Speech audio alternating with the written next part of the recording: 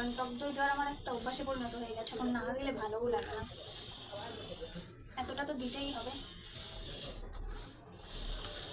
দিয়ে দিই এতটা, তাই না?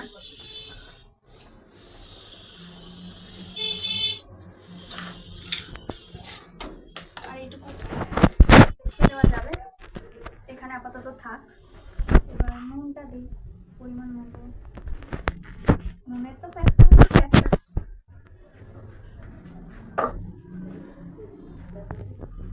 দিয়ে দিলাম, নুন পরিমাণ মতোই দিলাম, তারপরে দেখে আবার দেওয়া যাবে। তারপরে এখন দিতে তো হবে অনেক কিছুই। তালকানার মতন আমি আদা রসুন পেস্ট এটাও দিয়ে দিই।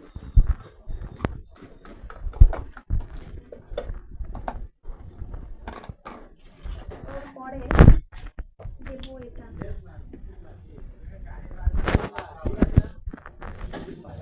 আমার শাশুড়িমা বাড়ি থেকে দিয়ে দিয়েছিল এই মশলাটা, ধনের গুঁড়ো। দিলে নাকি খুবই ভালো লাগে, আমি দিয়ে দিই তোমাদের কথা মতন। আমার কাছেও মনে হয় যে ভালো লাগবে। ওর পরে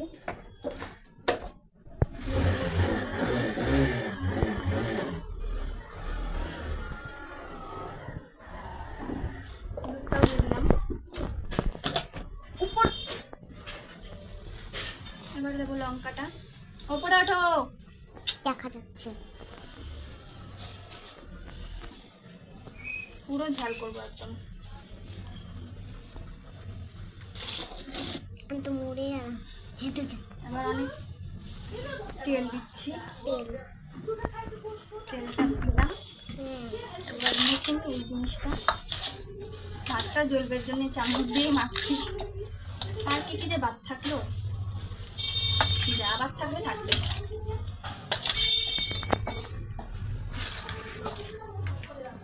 এটা এখন মাখার পর আধা ঘন্টা মতো চাপ দিয়ে ঢেকে রাখবো।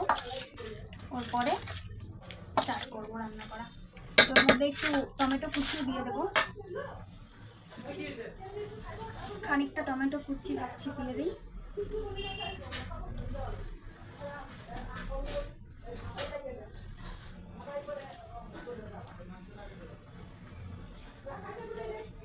খানিকটা কুচানো টমেটোও দিয়ে দিলাম এর মধ্যে, সাথে একটু পেঁয়াজ। পেঁয়াজ দিয়ে দাও।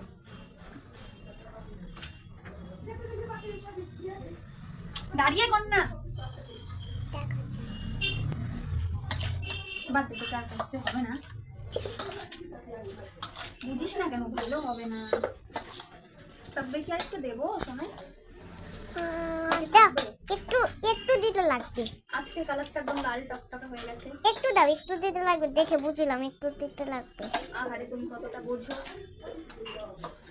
ঝাল হলে টক একটু দিতে লাগে, নয়তো ভালো লাগে না, বেশাত বেশাত লাগে। তাই একটু টক দই দিয়েই তো লাগবে। আমি জানি সবকিছু রান্না, এইটুকু মতন দিলাম। হ্যাঁ এটুকুই দাও, আর দিতে লাগবে না।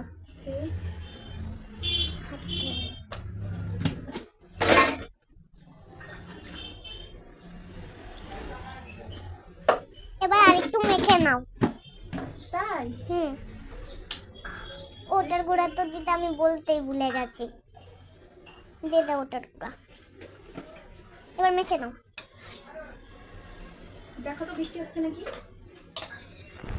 দাঁড়াও, না বৃষ্টি হচ্ছে না। আর একটু লঙ্কার গুঁড়ো দিয়ে দেই।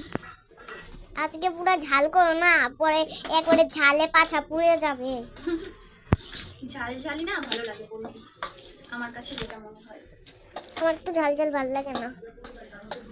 হয়েছে, বন্ধ করে দাও। এই যে ফোড়ন দিয়ে দিয়েছি জিরা, তারপরে শুকনো লঙ্কা,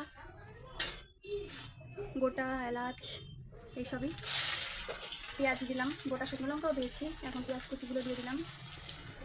সাথে কাঁচা লঙ্কাও ছিঁড়ে রেখেছি কয়েকটা।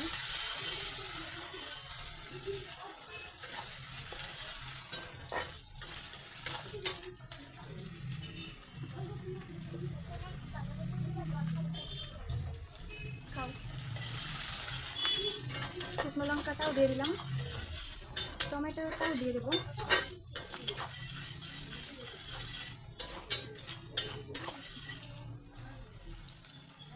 সরি কাঁচা লঙ্কা দিয়েছি, আমি বললাম যে শুকনো লঙ্কাটা দিয়ে দিলাম। গ্যাসটা একটু আঁচটা বাড়িয়ে দিই, আসলে ছোটো গ্যাস তো এর জন্য প্রবলেম। টমেটোটাও দিয়ে দিচ্ছি।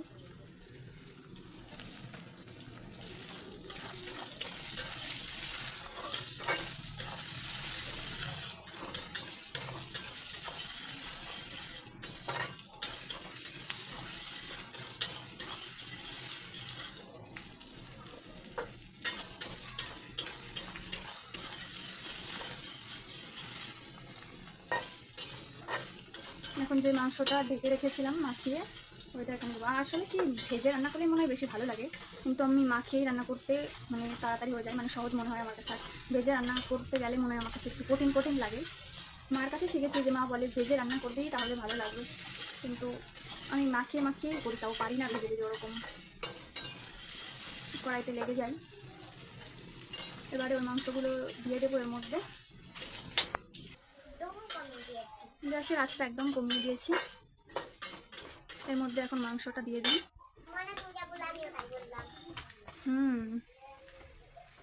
একটু একটু করেই দেবো, জানি না কেমন হবে, ঠাকুরের ইচ্ছাই যেন ভালো হয়। কারণ আমার মনে হয় যেটা কিছুটা মিক্সিতে ওই কাঁচা লঙ্কাও পেস্ট করে দিলে আমার কাছে ভালো লাগে, কারণ আজ কাঁচা লঙ্কার দিইনি, শুকনো লঙ্কার পাখিটাই দিয়েছি, কারণ কাঁচা লঙ্কা একদমই নেই। আজ বাজার থেকে আনবে তো, তারপরে ততক্ষণ আমার হবে না, তার জন্য শুকনো লঙ্কা দিয়েই করছি। শুকনো লঙ্কা দিয়ে আবার কালারটা ভালো লাগে।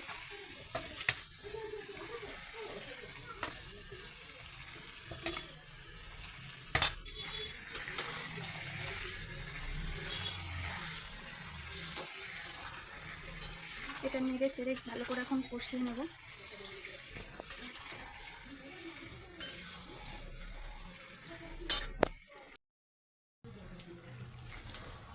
অনেকক্ষণ ধরেই কষাচ্ছি, তাও এখনো কষানো হচ্ছেই না। এবার একটু জলও দিতে লাগবে, কষানোটা মনে হয়ে গেছে, জল দিয়ে দিই। যেটার মধ্যে ঢেকে রেখেছিলাম সেটার মধ্যে করেই জল দিলাম, তাহলে যে মশলাটা লেগেছিল সেটাও এর মধ্যে দিয়ে দিলাম। এবার একটু ভালো করে নেড়ে চেড়ে করে